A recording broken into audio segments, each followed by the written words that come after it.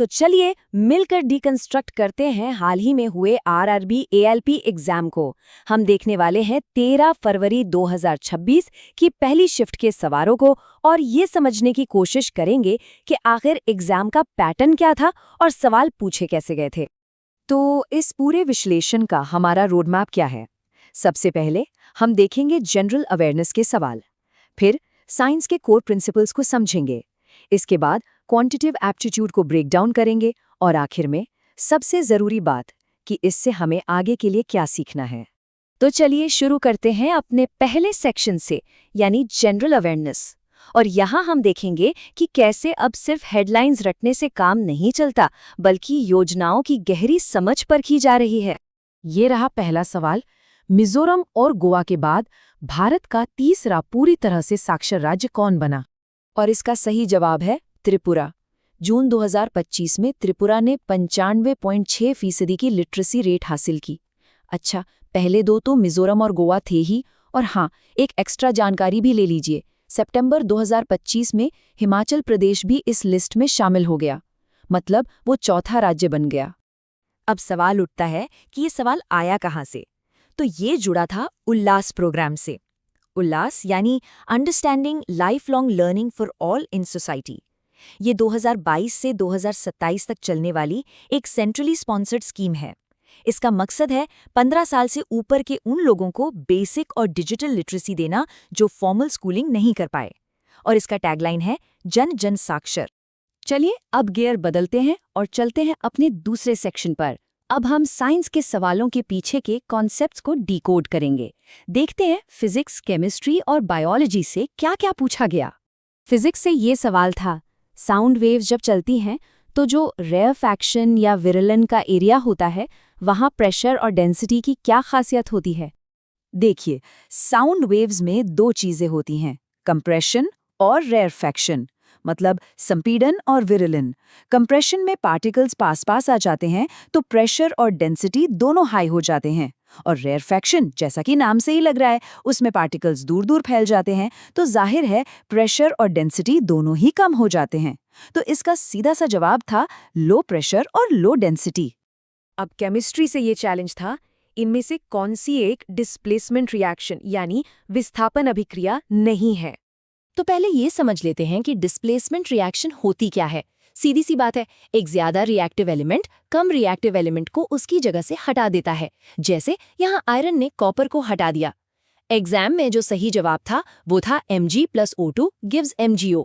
अब ये डिस्प्लेसमेंट नहीं है, ये एक कॉम्बिनेशन रिएक्शन है, मतलब संयोजन अभिक्रिया, क्योंकि इसमें दो एलिमेंट्स मिलकर एक सिंगल नया सब्सटेंस बना रहे हैं। बायोलॉजी से सवाल था टिश्यू क्लासिफिकेशन पर। देखिए, फ्लूइड कनेक्टिव टिश्यू का काम होता है ट्रांसपोर्टेशन का, जैसे हमारा ब्लड और लिम्फ। सवाल में पूछा गया था कि इनमें से कौन सा फ्लूइड कनेक्टिव टिश्यू नहीं है। मसल यानी मांसपेशी तो एक मस्कुलर टिश्यू है जिसका काम मूवमेंट में मदद करना है, ट्रांसपोर्टेशन में नहीं। तो सही जवाब था मसल। ऑप्टिक्स से ये सवाल था, अगर किसी ऑब्जेक्ट को एक कॉन्केव मिरर यानी अवतल दर्पण के सेंटर ऑफ कर्वेचर C से भी पीछे रखा जाए तो जो इमेज बनेगी उसका नेचर कैसा होगा? तो कॉन्केव मिरर के रूल्स के हिसाब से जब भी ऑब्जेक्ट C के पीछे होता है तो उसकी इमेज हमेशा फोकस F और सेंटर ऑफ कर्वेचर C के बीच में बनती है, और ये इमेज हमेशा ऑब्जेक्ट से छोटी होती है, रियल होती है और इन्वर्टेड यानी उल्टी होती है। तो बस यही तीनों बातें मिलकर इसका सही जवाब बनाती हैं। ओके, अब बारी है क्वांटिटेटिव एप्टीट्यूड की। चलिए देखते हैं कि कुछ ट्रिकी दिखने वाले सवालों को हम कैसे स्टेप बाय स्टेप आसानी से सॉल्व कर सकते हैं। ये सवाल था स्टैटिस्टिक्स से, हमें मोड यानी बहुलक निकालना था। डेटा दिया गया है 40 परिवारों का।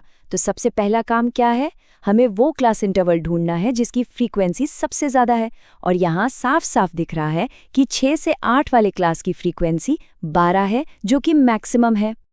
अब हमें लगाना है फॉर्मूला ताकि हम एग्जैक्ट मोड निकाल सकें।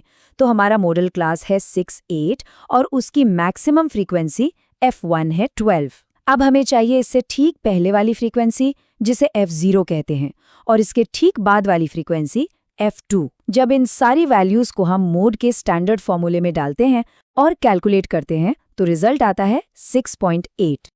चलिए अब ये ट्रेन वाली प्रॉब्लम सॉल्व करते हैं स्टेप बाय स्टेप।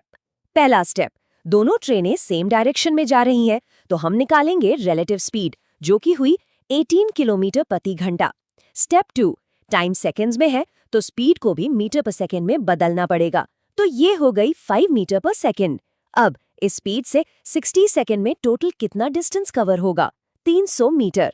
और ये 300 मीटर क्या है? ये दोनों ट्रेनों की कुल लंबाई है। तो बस इसमें से पहली ट्रेन की लंबाई माइनस कर दो और दूसरी ट्रेन की लंबाई आ गई 175 मीटर्स। टाइम एंड वर्क के सवाल के लिए एफिशिएंसी मेथड बेस्ट है। मान लेते हैं कि टोटल काम है 38 यूनिट्स ए के दिनों के हिसाब से, तो ए की एफिशिएंसी क्या हुई? 1 यूनिट पर डे। अब ए और बी मिलकर इसे 2 दिन में करते हैं, मतलब दोनों की कंबाइंड एफिशिएंसी है 19 यूनिट्स पर डे।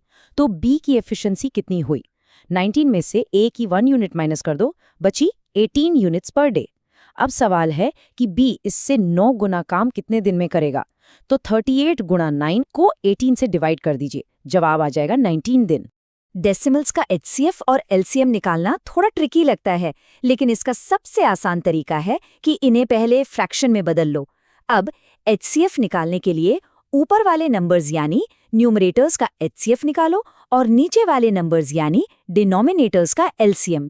इससे हमें मिला 0.24 और एलसीएम के लिए ठीक इसका उल्टा करना है, ऊपर वालों का एलसीएम और नीचे वालों का एचसीएफ, और इससे जवाब आ गया 16.8। सिंपल। तो हमने सवाल देख लिए, उन्हें सॉल्व भी कर लिया। अब आते हैं सबसे ज़रूरी पार्ट पर। इस पूरे एनालिसिस से हमें आगे की तैयारी के लिए क्या टेक अवेज मिलते हैं? इस पेपर को देखकर एक बात तो साफ है कि कुछ कॉन्सेप्ट्स पर आपकी पकड़ मजबूत होनी ही चाहिए, जैसे जनरल अवेयरनेस में सरकारी स्कीम्स की डीप नॉलेज, फिजिक्स में वेव्स और ऑप्टिक्स के फंडामेंटल्स, केमिस्ट्री में रिएक्शन के टाइप्स में फर्क पता होना चाहिए, बायोलॉजी में एनिमल टिश्यू का बेसिक क्लासिफिकेशन, और हाँ, मैथ्स में स्पीड, टाइम, वर्क, स्टैटिस्टिक्स और परसेंटेज, ये तो मस्ट है। तो इस पूरे एनालिसिस के बाद जरा सोचिए, अब आपके लिए रिवीजन की नंबर 1 प्रायोरिटी कौन सा टॉपिक होना चाहिए?